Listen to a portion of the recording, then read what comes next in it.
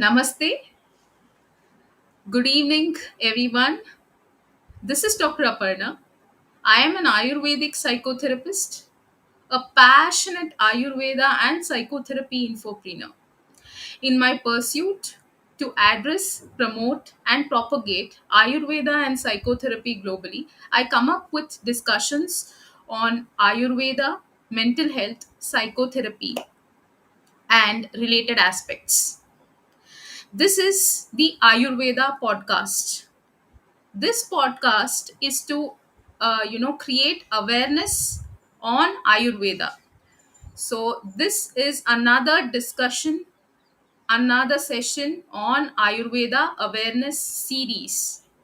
So previously we have done discussion sessions with many of the Ayurveda doctors. If you want, the links are available both in the LinkedIn and YouTube. So this morning, I had a comment on one of my social media profiles that you talk about Ayurveda so much. So, what is the contribution of Ayurveda towards surgery? So, what has it contributed? Because people don't even know that, Sushruta, Acharya Sushruta is the father of surgery and the first plastic surgeon on this planet. See, Sushruta, 2600 years ago, this era was called the golden era of surgery because he was an ancient Indian surgeon who is known for his pioneering operations and techniques, for his influential treatise, one of the basic and crucial textbooks called Sushruta Samhita. So for Sushruta, the concept of surgery in Ayurveda is called Shalya Tantra. So Sushruta Samhita, provides details not only on surgery.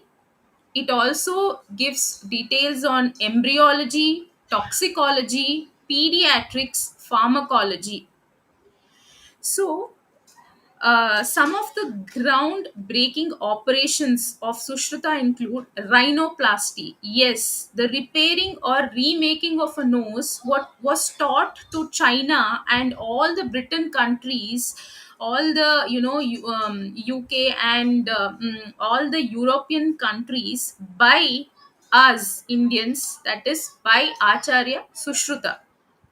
So not only that, see, emphasis of the first ever doctor or physician to talk about dissection. He Sushruta advocated for the study of anatomy through dissection of human cadavers.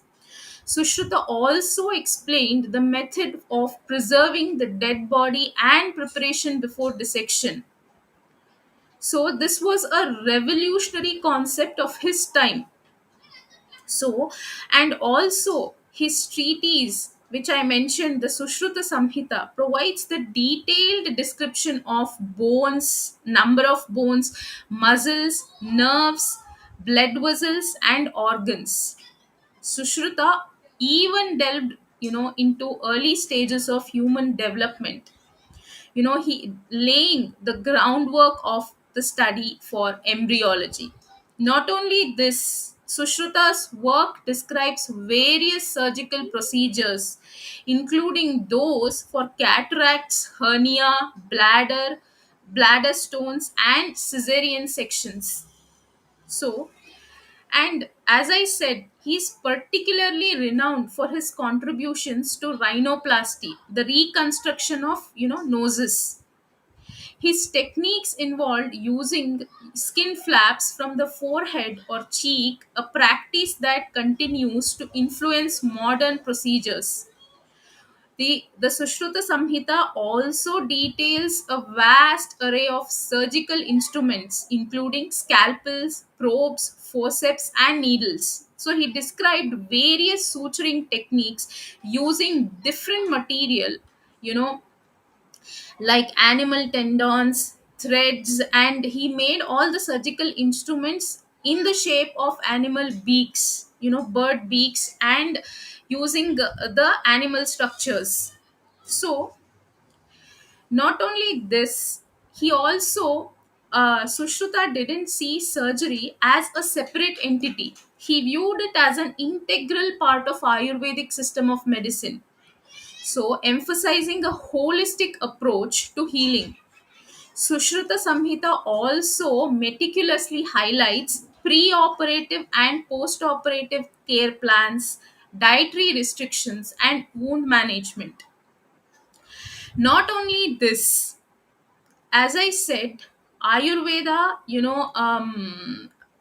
the Sushruta Samhita describes the basic components of the human body, that is, asti, bones, astini, mansani, sandhani, snayu, sira, dhamani, tata. That means Mamsani refers to muscles, Sandhini refers to joints, Snayu refers to ligaments, Sira refers to vein, and Dhamani translates to arteries. All these, the foundation for understanding the body's structural framework, essential for surgical procedures and overall knowledge of anatomy.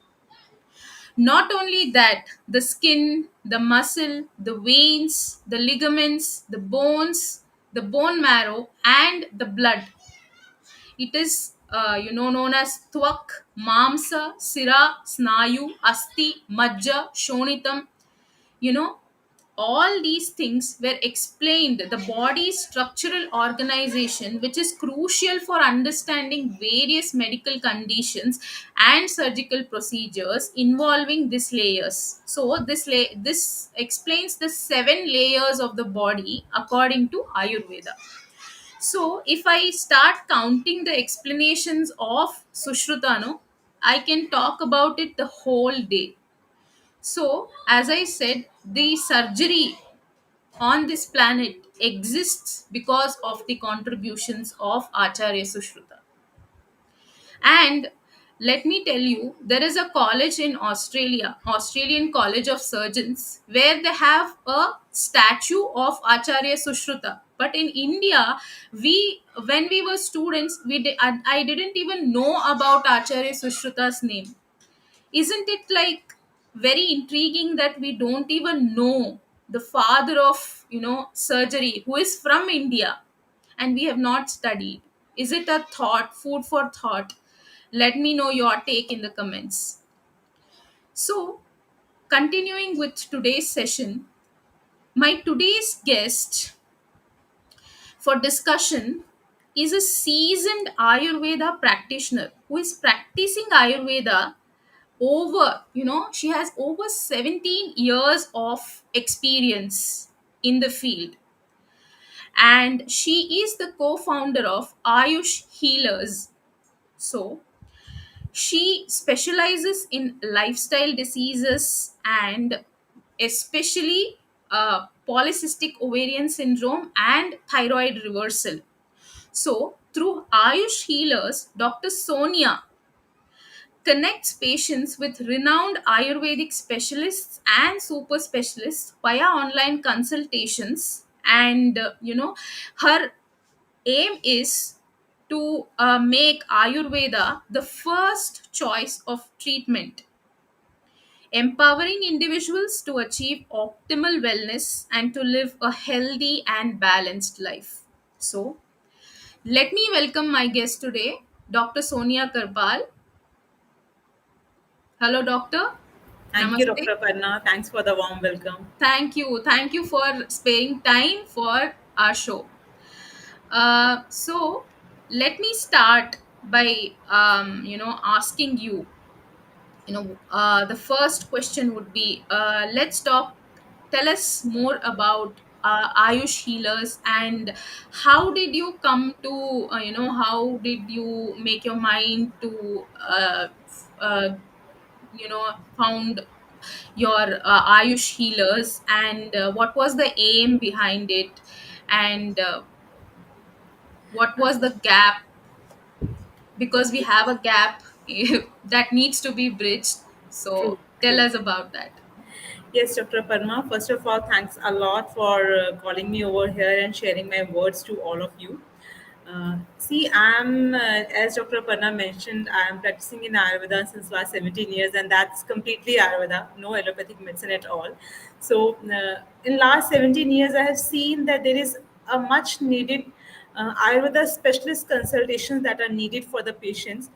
Because as we are moving ahead, many patients suffer from so many illnesses that they need an ayurveda specialist consultant or a super specialist consultant for solving their problem. But these specialists are not that much easily available like that in allopathy. Wherever you are, you can find an allopathy super specialist just near to you. You have so many super specialist hospitals, but that was a big gap in Ayurveda. So that thing came into my mind when I saw I have some patients at my clinic. One was a cancer patient. He was 90-year-old, and his son doesn't want to get him operated because he know what consequences can bring to him. So he approached me, Ke, do you have any Ayurveda cancer specialist with you? And that time we started our journey to search good Ayurveda Vaidyas who can provide an authentic Ayurveda treatment. That is a very big issue, especially in North India. When was it started, like Ayush healers? When did you start? Started for our own clinic. That started for 2 years back when I Okay. started taking consultations for my own patients. But as a company, we started last year in May 2023, so that we started offering this consultation to other people and other Vaidyas also, so that they can do a super specialty consultations for their own patients as well. So this we started, and we started one of my juniors, she has done MD Agat Tantra, and Agat Tantra is a toxicology branch, and in that patients under cancer and patient under de-addiction are taken. So she was having a really good experience, Dr. Pooja Verma. We take consultations from her, and that old 90-year-old fellow was very much good in his health within 1 week of the treatment. So I got really good results, and all the medicines were all the classical. What was the condition the gentleman was suffering? Yeah, he was having a really big tumor in his large intestine, and that was completely visible from outside as well. He was having bleeding stools, and his appetite was very low, and he was not able to walk around in his home. So Dr. Pooja started some of the lab chikitsa, internal medication, and pitta shamak chikitsa. And with that, the guy, that person, his bleeding stool got stopped within 4 to 5 days, and his tumor started receding in next 7 to 10 days, and he was able to get up, walk around, and eat the food, and he was getting better. So that felt hope in my heart that yes, we can help people to get better, even if the doctor is away or the patient is away, using the technology. And if the doctor is having that much good experience, the doctor should be very much experienced and knowledgeable. So from there we started with the True. first doctor that we connected was of a cancer specialist, and from that there onwards we started connecting with the good Vaidyas who can provide good consultations even when they are sitting far ahead, so that because they were having that much good experience in their field. There is still that Ayurveda doctors and physicians can collaborate with Ayush healers. There's still Yeah. a scope for collaboration, right? Definitely, we are Yes. reaching to as many as Ayurvedic Vaidyas who are performing really great in any one field. Hmm. Okay, who are because our platform is not for general consultation, though we can provide general as well, but we specialize in specialist consultations for liver, for heart, for kidney, for pediatrics, for gynae op. So we have more than 20 consultants with us as of now. That's great. I wish all the best, to your journey, and I hope more and more doctors connect and collaborate with Ayush healers. And my next question would be, I hope you have heard this, and nowadays, from past 6 or 7 months, this is ongoing on social media everywhere, that Ayurveda is a pseudoscience. It is not a science. So what is your take on it? You are practicing Ayurveda since 17 years, and what you have to say about this? See, first I would like to ask these people the definition of pseudoscience. How do you categorize any science as a pseudoscience? In Ayurveda, see, They since say that last Ayurveda only makes claims and there is no evidence backed clinical trials as they do for modern. That's why it is called as pseudoscience. Yeah, because that was a word that I was going to say. Every time, allopathic being the dominated medical system, they want everything to clarify according to their standards so that they can accept it as a science. And for that also, Ayush Ministry or even the mini Ayurveda regulatory bodies, I tell every patient of mine, whatever prescription you are taking from me, go open the Google and search the research paper for your disease. Don't take the medicines mentioned in the research papers because that a doctor can advise for you. But any Ayurveda doctor, any common person should go to Google and they should search for the research papers of Ayurveda, and they can get all the detail, all the research, all the data that they want, and all the chemicals and all the science that they want. Everything is there, and Ayush Ministry doing a great job in that. And so many research papers are there on the internet that is open for common people. They can go and study. How do you think we can overcome this as Ayurveda practitioners? It is not only about the science. See, Ayurveda doctors are also denigrated, that they're not, doctors as far as excellence with the allopathic medicine. They're always treated as alternative medicine. That means if there is no scope, अगर कहीं नहीं जा सकते, कुछ नहीं हो सकता, तभी आयुर्वेदा को जाओ. There is a notion in people like that. So what do you think is the solution that we all can, I think that we doctors also must collaborate to voice against this. So what do you think? One thing, Dr. Parna, if I say, if someone is thinking that if there is no solution anywhere, I should go to the Ayurveda, that itself says a lot. That means they have a hope in Ayurveda. If they have lost hope, नहीं, वो everything तो वो that they बोल have रहे कि thought, luck by chance हुआ तो हुआ, नहीं तो हो नहीं, ऐसे. because they don't have the knowledge, they don't have the information. Right. I have so many allopathic doctors who are very much keen to understand Ayurveda, who are very much keen to refer their patients to Ayurveda, just saying that, doctor, we don't have any solution over here, just check if you have any solution.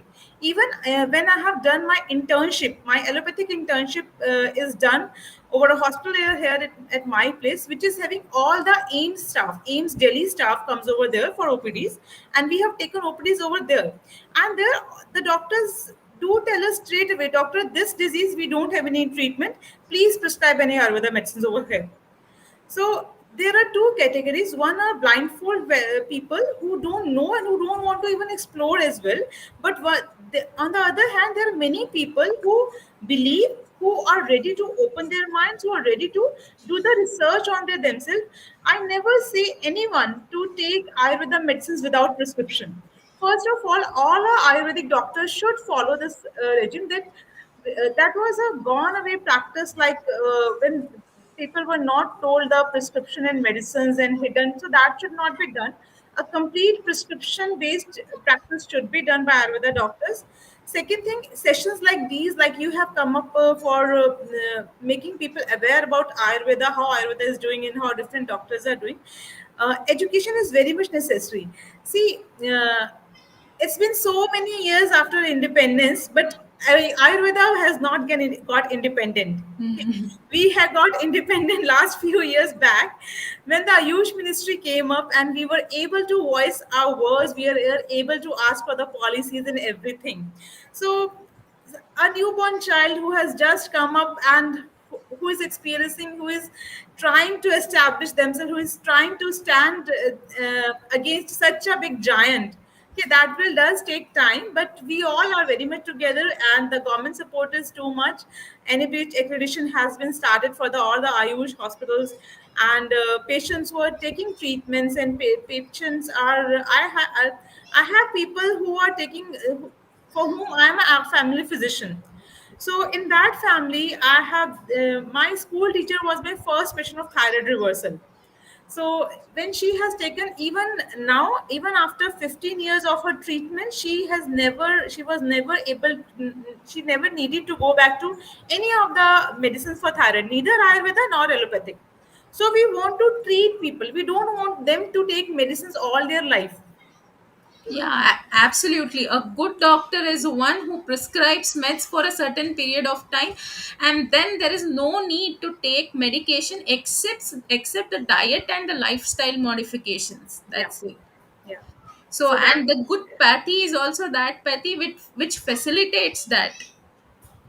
And true. I There are many always say that cases. Ayurveda can also be complementary to allopathy. Like in oncology, there is integrative oncology. We can, in palliative care and in the diet, lifestyle part, in the post chemo, period, all those things, Ayurveda plays an important role. Last week, I was discussing with Dr. Aditi Kulkarni of Oncoveda. So she was also telling that Ayurveda can be very, integratively very complementary to oncology. Yes, So my definitely. next thing would be, we Yeah. here at this podcast are discussing on evidence-based Ayurveda. So we want to know, and our viewers want to know that what are your, what are the successful cases which you have treated, successful diseases for which they can approach Dr. Sonia. Like, what are your treatment expertise and we want I want my audience to know that Ayurveda is absolutely evidence based, and what more evidence than a treated patient himself or herself. Yes, I keep on posting my patients' feedback on my Instagram channel of Ayush Healers, so people can go and watch there. The major thing that I mentioned in my intro as well, like lifestyle disorders, Hmm. reversal of lifestyle disorder, because right now many people are suffering from diseases like hypertension, diabetes, arthritis, thyroid, PCOD, for which they have to take medicines for all their life, and Hmm. also have to bear the consequences or side effects of for those medicines as well. So what we practice more at our clinic is lifestyle diseases reversal, in which I practice more for thyroid and PCOD, hypothyroid and PCOD. And regarding evidence based, I will tell you, for hypothyroid patient we repeat TSH level Hmm. every month, and within 1 month that gets controlled if the patient is following diet, lifestyle and the medication properly. Within 1 month that gets controlled. And if a patient starts thyroid treatments, start means first medicine they start with Ayurveda only, they can be treated for thyroid within 3 to 6 months. They don't need to have any medicines all their life. Within 3 to 6 months patient can be treated if he or she has not studied any allopathic treatment. If a patient is on an allopathic treatment, then we have to get time to body to get settled without that medicine as well, and we have to taper off the dose gradually, so that elongates our treatment period. Because we have to work on two fronts. One, we have to reduce or nullify the side effects of the external hormonal therapy that we are giving, and on the another hand we have to activate the thyroid gland so that it can start secreting its own hormone and don't depend on that hormone therapy. So in that case, treatment time increases. But otherwise, if patient, that's why I told Ayurveda should be the first line of treatment for any disease. If you come to an Ayurveda doctor near you for the to start the treatment, you can get cured very fast. Rather than you try allopathic medicine first for few months, then to come Ayurveda, then it would be the treatment time would be doubled. Yes. In the initial stages, what she means is, in the initial stages of any chronic disease or of any disease, please approach Ayurveda so that the frequency of the treatment also comes down, and the Yeah, intensity of medications also comes down, and the disease also can be, treated quickly rather than slowly. yeah, And let's talk more about polycystic ovarian syndrome. yeah. So, what all can be done, and in what all stages you have done that? Because it is, prevalently talked about, and 1 in 5 women suffers with PCOS. We Yeah. thought that only obese patients gets, but no, now it is proven that lean patients also suffer PCOS. So let's talk about PCOS more. Yes, definitely. PCOS is almost part of everyone's life right now. And The tell young. us, what is the reference of Ayurveda to PCOS? Tell our viewers. Okay, okay. So the first thing is for PCOD or PCOS treatment. PCOS is again a lifestyle disorder. Okay. When lifestyle imbalances happen, either Vata, Pitta or Kapha imbalance is done. Mostly Vata and Kapha imbalance is there. So sudden weight loss, sudden weight gain. Okay. Whenever a patient goes for sudden weight loss, then also hormonal disturbance happens because body goes into an emergency condition that something bad has happened to me. Okay. So we have cases where patients come after sudden weight loss and they say, "Ma'am, my periods are irregular. I don't know why." Then there are people girls who are having this problem since Minaki because of the more of the sitting time and less of the physical activity. Another thing is much more dependency on the packed food. Teenagers, whenever teenager, either boys or girls come to the teenage, the quantity of the eating junk food, which is having too much of chemicals, which affect the hormonal hormones, that gets increased, and that leads to PCOD to the girls. And then there are another type of patients like some females when they go for hair removal treatment or permanent hair removal treatment or facial treatment, then their doctor advise them that you have to get your PCOD treated, and after that you can get this hair good results of this laser hair removal. So these kind of problems comes up, and people reach to us for the treatment of PCOD. And we have treated even the chronic to chronic patients. So it's not that general, even chronic to chronic patient who were not having result anywhere. And we all know, see, being an Ayurveda doctor, whoever follows Ayurveda basic principles, when we settle down the Vat, Pitta and Kapha imbalance, okay, then all the diseases get resolved. We have to see which dhatu it has incorporated, which dhatu it has disturbed, which dosha, which dhatu, and Dhatu when we means tissues for our Dhatu viewer. means tissues, yeah. And when we plan the treatment accordingly, the treatment is very much effective. So we have done for the chronic patient, Shodhan Chikitsa is very much important. That is a Panchkam detox treatment. With Panchkam detox treatment, we have treated patients who are suffering from completely secondary amenorrhea more than 6 months or 1 year as well. We have treated them completely fine. And yes, lifestyle correction is needed. I advise girls who are doing night shifts to switch on to day shifts because until and unless they correct their lifestyle, that problem will not be resolved. Tell us more about what panchakarma do you do. First of all, people ask me what is like panchakarma means. Is it a spa or is it an oil massage? Or because all these things are more commonly sold as panchakarma Yeah. today. So what we do, the authentic Ayurvedic panchakarma, please Yes. tell us about that.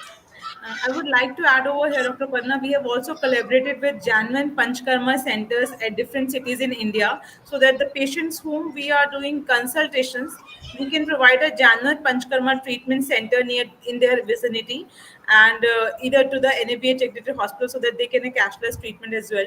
So Panchkarma is the five basic treatments to clean your body, to clean toxins of your body. Okay. It is done as a both as a preventive health measure as well and a curative health measure as well. For preventive health, why? Every season change or with different diet and lifestyle regimen, we tend to accumulate toxins in our body. Okay. And if, as mentioned in Sahitas, we get cleansing done with seasonal regime, we are really less prone to get all the any of the diseases of the lifestyle disorder, or our aging goes slow, our activity, our efficiency is always at a good point. So that's why a wellness regime, as a wellness regime, Shodhan is advised. Panchka means five treatment. One is when we start from the upper area, to clean your head, we need Nasyam treatment. To clean your upper body, like upper respiratory tract, we have Vaman treatment. To clean our middle part of the body below navel, so we have Agni, means we have Virechan treatment to pacify the Pitta or Agni of the body. To clean complete body treatment, treatment that affects majorly all the tissues in the body is the basti, Anuvasan basti, and Niru oil basti, and this Kashaya basti. And these are the different treatment that are advised. Among these, I always emphasize on the basti treatment. For basti, Basti means acharyas, enema for our viewers. It yeah, enema is given, yeah. yeah, it is a Through the medicated enema. The term enema you can use, but the Basti treatment that is mentioned, I always request people to use the authentic Ayurveda words and not the allopathic, because yes. that lower down the effect a No, lot. no, for people to just Yeah, yeah. understand what is a basti, what does Basti. basti means, yeah. Basti is a medicated Ayurvedic enema wherein medicated oils or medicated decoctions are given through the anal route.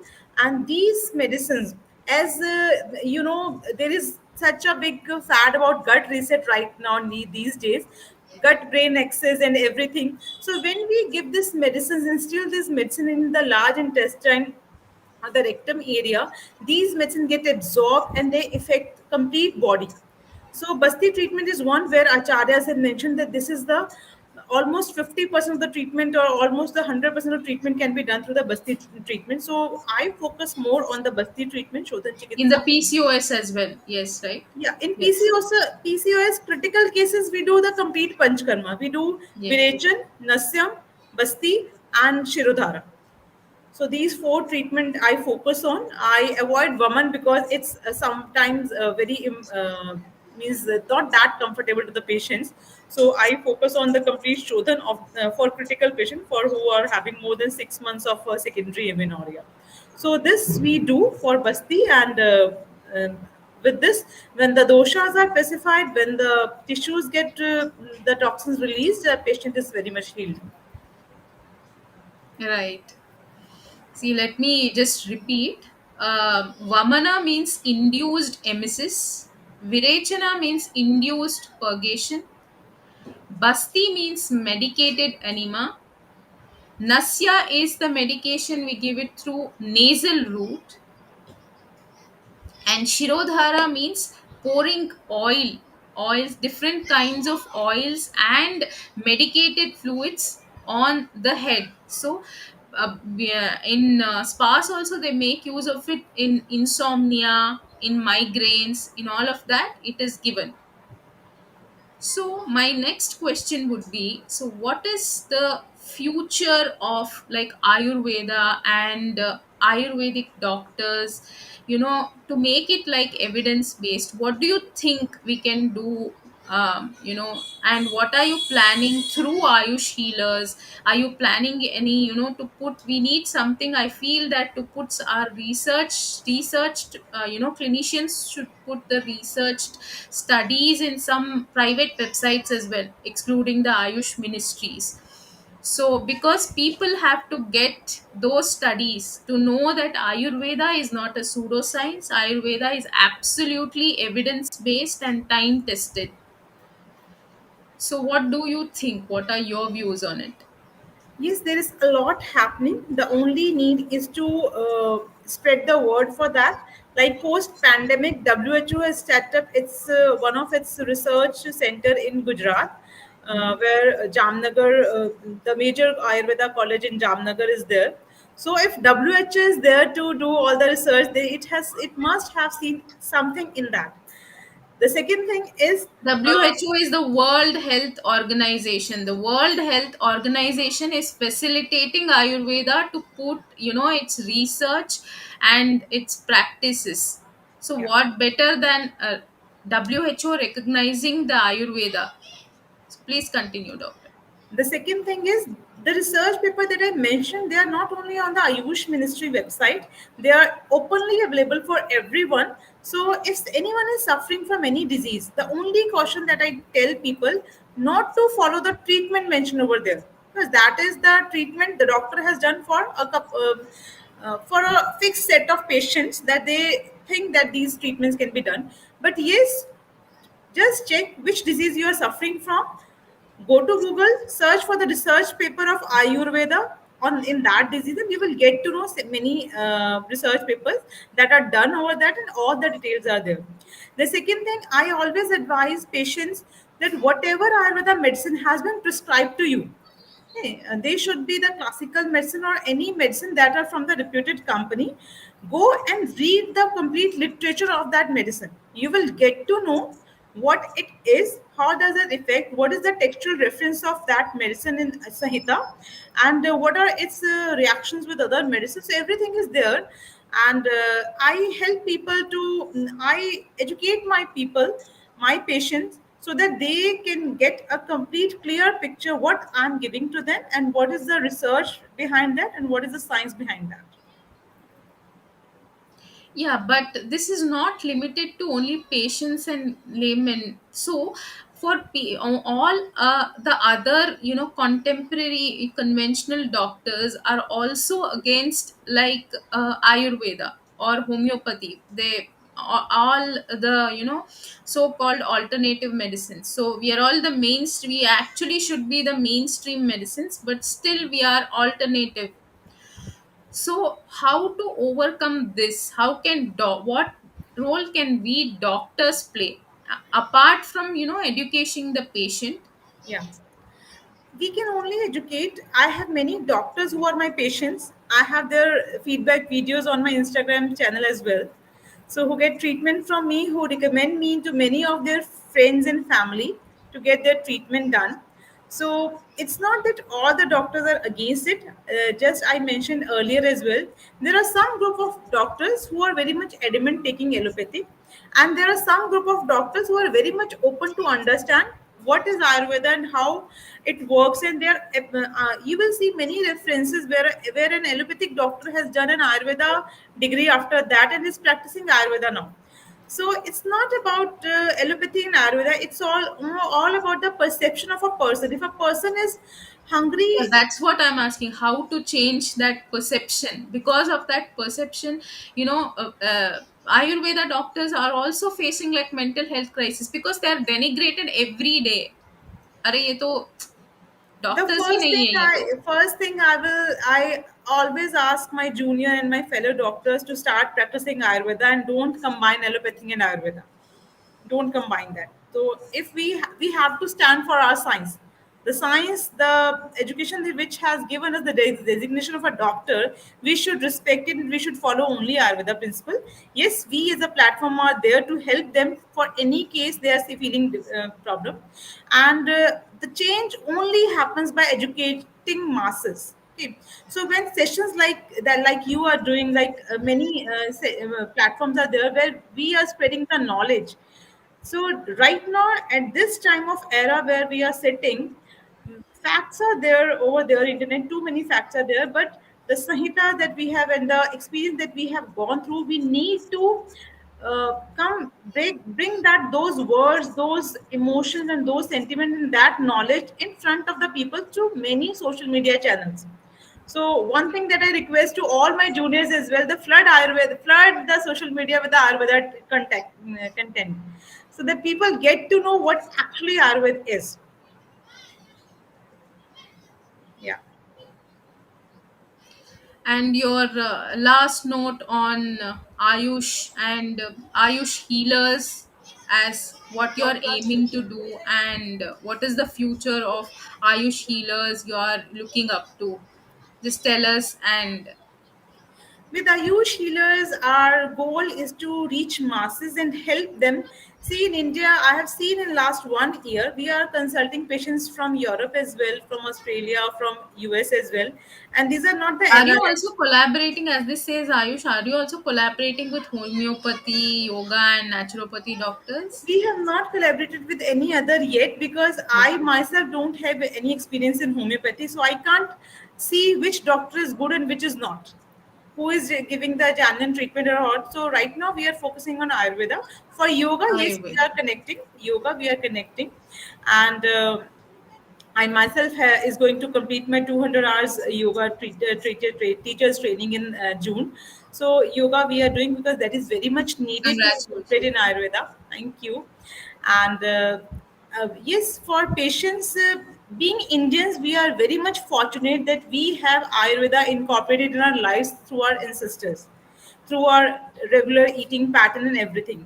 but people in West are suffering a lot. A lot means I many a times tears come to my eyes when I got to do consultation for an international patient, because there are so many problems that can be so easily resolved, and they suffer all their life, ending up into a very chronic problem that hampers their life. So, Western countries or Western people are in a dire need to incorporate Ayurveda in their life. And in England, there is a college that is there that is giving education for Ayurveda doctors and making helping people to get the Ayurveda degree. Although they can't say that they are doctors, they are given as a health, holistic health. Something like that, but they can help people to get a holistic health approach to their disease. And many countries are coming up in their place where giving courses and giving option for people to start Ayurveda in their field. Even in US, I have a friend who just visited last year, Rebecca Morgan. She came to here in India. She was with us. She has done her masters in Ayurveda through Maharishi Ayurveda in US, and she's such a learned person that she knows so much about Ayurveda and very much deep learned. And when she plans the treatment of a patient, she includes everything: the diet, lifestyle, yoga, and Ayurveda treatment and Panchkaram, all the five things, and help patient to get rid of the disease. So, see, whether few people are making noises, okay, but what world is calling and what the major noises that people want Ayurveda in their life. The Yes. major thing that you will listen everywhere on the globe is they want Ayurveda treatments, they want yoga to heal them.